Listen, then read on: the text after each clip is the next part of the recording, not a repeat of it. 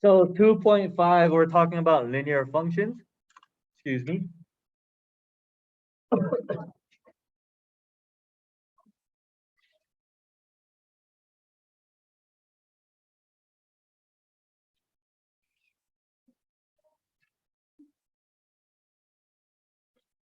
Okay. So a linear function, and you guys all know what a linear function is. What is the most common um,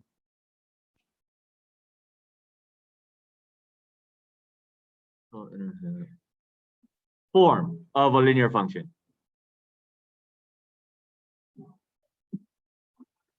What is a linear function?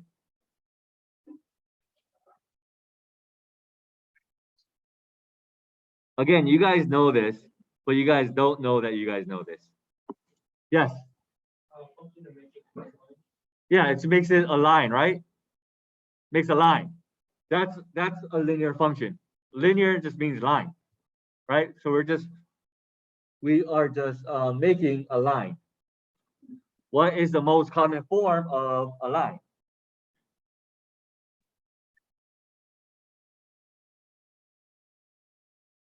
Y equals mx plus b.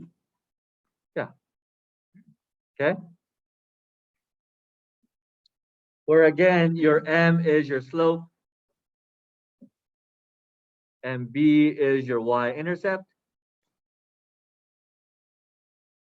Okay. And when any function has y equals mx plus b capabilities, right? Where you have a y value, you have an x value, and both y and x values are to the first power. Okay? When that happens, you have a linear function. Okay, so my first example here, I'll just give you guys two.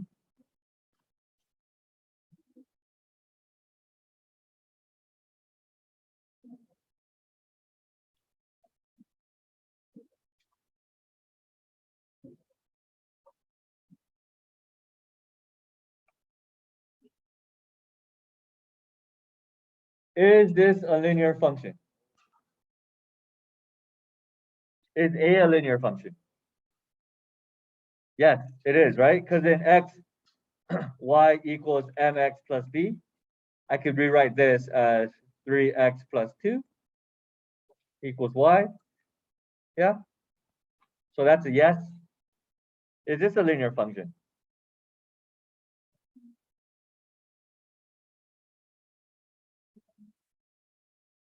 No. No, because my x is down at the bottom, right? And we learned reverse flower power. Yeah. If I distribute this out, or if I divide this out, it will be 1 over x minus 5x over x. So 1 over x minus 5. That is not a linear function.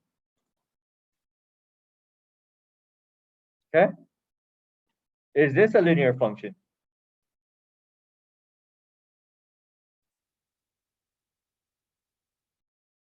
Is that a linear function? Huh? Yes. Because if I distribute this out, again, I would have 1 over 4 minus 5 over 4x. And this is a linear function, right? So just to kind of see the linear function of it, all right? And now we're just going to learn how to graph it. Simple, easy graphing. Yeah. All right. So let's try some graphing ones.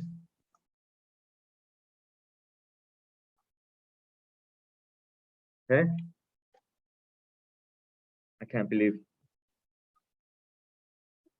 this is pre-calculus. sometimes. Because this should be an integrated one. Like, I don't know, 2-3 years ago. Okay. So let's start off with something simple. We're gonna graph f of x equals 2x minus 5.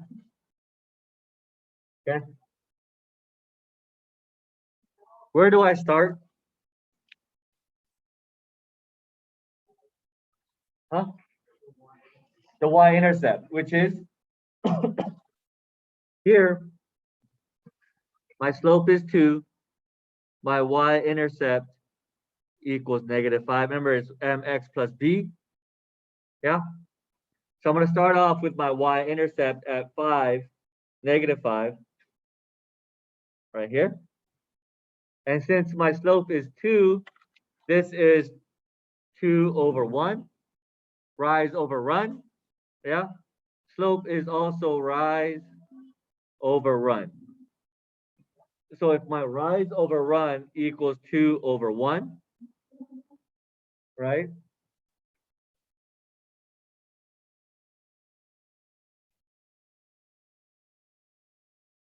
Why doesn't this work?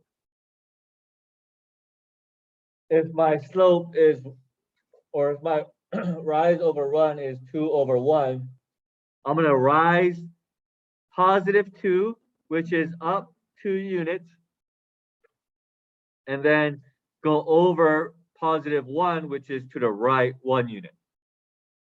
So I'm going to, from here, up 2 over 1, up 2 over 1. Okay? You guys see how I rose 2, went over to the right 1? Yeah? Rose 2, over to the right 1. Right? So then I get my straight edge, connect the 3 points, and just draw a line. Bing, boom, you're done. All right?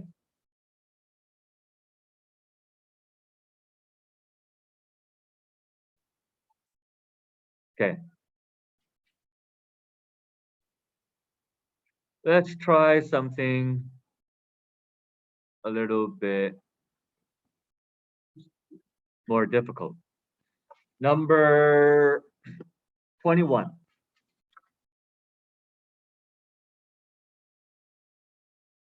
Number 21, the directions say to A, sketch the graph, B, find the slope, and C, find the rate of change.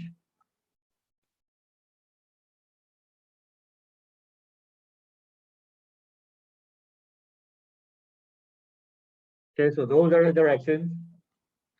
And the function for number 21 is h of t equals -0.5 t minus 2. Okay. So if we are in slope intercept form, this is pretty simple to graph. Part A.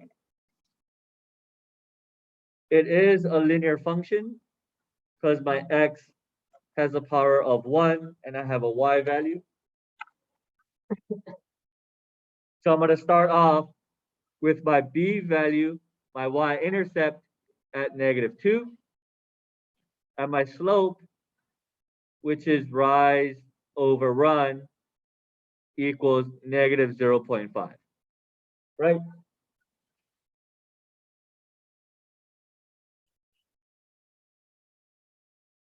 So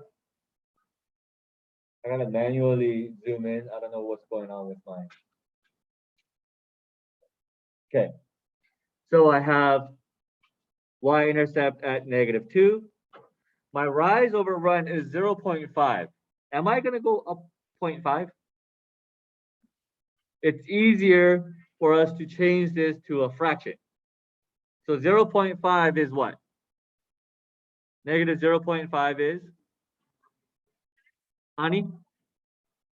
Huh? -1/2, right? So if it's -1/2, I'm gonna go rise -1, which is down 1, run +2, which is over 2. So from here, go down 1 over 2. Down 1 over 2. Okay?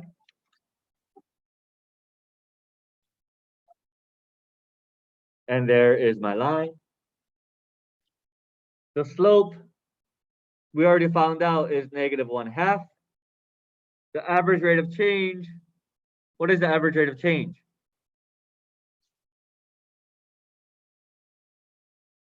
What is the average rate of change?